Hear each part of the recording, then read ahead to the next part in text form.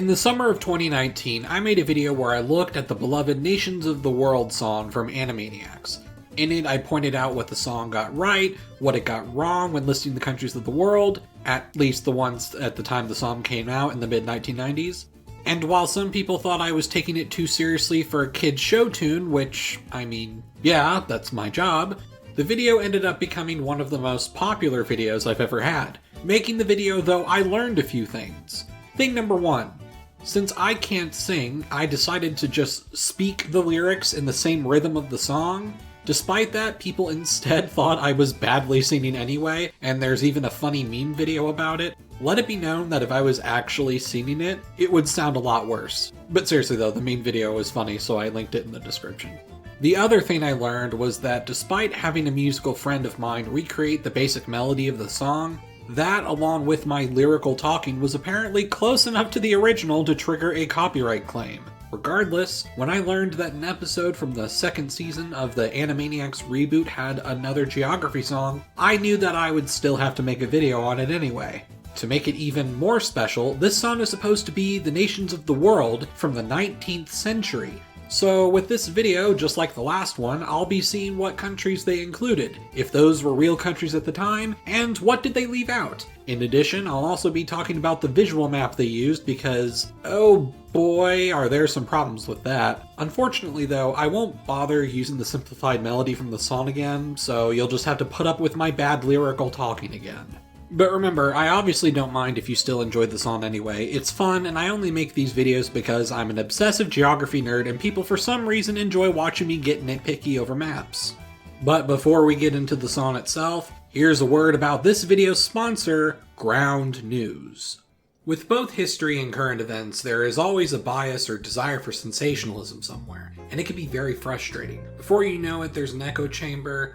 But luckily, Ground News is working to solve that problem. Ground News is a first-of-its-kind website and app that lets you compare how a single news story is being covered across the political spectrum. It has easy-to-use features that can help you analyze the news to make sure you're confident that you're getting the whole story. There's the bias distribution chart and the blind spot feed, which show you how different media outlets cover, or don't cover, certain stories and issues. Naturally, though, my favorite feature has to be the interactive map, which highlights local news from around the world for a more nuanced understanding of geopolitical issues at hand. If you're looking for a better way to stay informed about current events around the world, check out Ground News by visiting ground.news/tigerstar to download the free app. Thanks again to Ground News for sponsoring this video. Alright, so there's one thing about making a 19th century Nations of the World song that needs to be addressed first. In the 1990s, there were 192 countries, depending on who you asked. In the 19th century, there were hundreds more. A resurgence of European imperialism in the late 1800s resulted in most of Africa, Asia, and the Pacific being colonized, and many of those colonies became the basis for modern countries after decolonization. Africa alone had hundreds, if not a few thousand, various kingdoms, chiefdoms, and collective societies, and after decolonization, it was around 50 countries. So it's not really fair for me to expect a song to list every single country. In addition, for the context of the episode it's in, the song fades out and cuts to a new scene after only a few verses, implying that we don't even know the whole song. So in terms of what the countries this song leaves out, I'm not even going to bother because that would be too many. By the way, do we even know what year this is supposed to be set in? Well, the episode is supposed to be a parody of Oliver Twist, which was published between 1837 and 1839, so we'll assume somewhere in those 3 years is the date. Before the lyrics, let's examine some of the maps they used.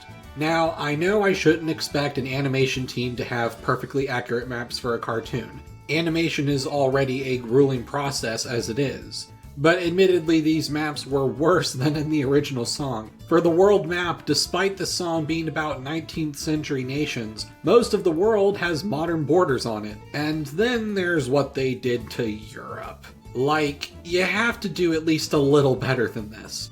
Britain didn't double in size and destroy the European continent in the 1800s as much as they may have wanted to. Also, why is Britain divided into the Anglo-Saxon kingdoms? I don't know, it's really weird. Istanbul is right next to Dover, and I'm not sure how I feel about it. The zoomed in maps to places like Europe are technically a bit better, but also have very weird inaccuracies, such as Russia owning the Balkans and the Baltic Sea being made into a country. In case people are wondering, if this was an episode of Bad Maps, then this Europe map would get a 1 out of 10, and the world map would get a nope out of 10. But okay, enough about the map, let's look at the lyrics.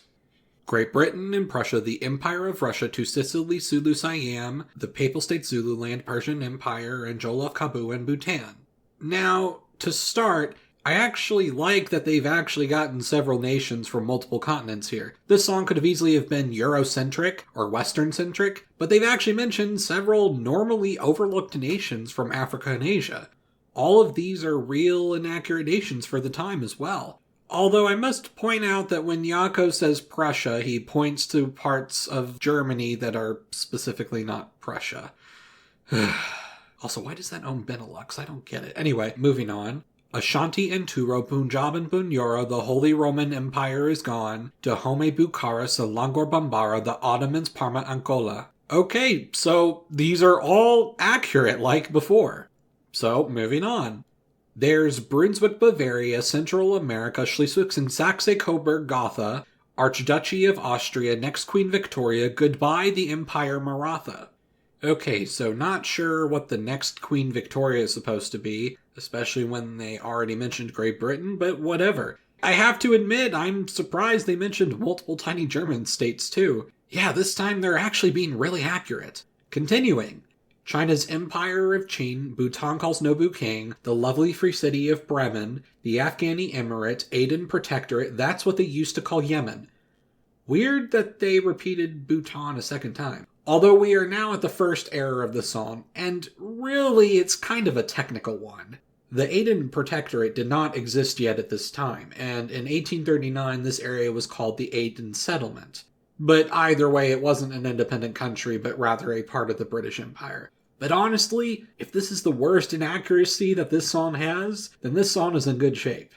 The final bit of the song has lyrics that fade away, making it in some places hard to tell what it says, but I managed to eventually figure it out as the following. Kingdoms Goma and Khiva, Limu and Aria, the south and it's the Maldives, and Perak? Yeah, it just fades out there. So I'm not sure what the south is referring to, but all these mentioned nations are accurate. Honestly, as horrible as these maps were visually, I am pleasantly surprised to say that aside from one technical inaccuracy, all of the mentioned countries were real and accurate for the time period. There was no way they could mention every country, but with what they did mention, I was pleasantly surprised with also how many African and Asian countries they mentioned, especially ones that are more obscure compared to what people think of for 19th century nations. Of course, if I were to crudely color in areas of the world that this song covered, it's still a pretty small coverage. But considering the episode faded out the song mid-verse, I suppose it's possible there's more to the song that we'll just never know about. Either way, good job, Animaniacs. Just please, next time, have me draw the maps for you. I'll do it for $20, come on. Anyway, I'm Emperor Tiger Star, and I'll see you guys next time.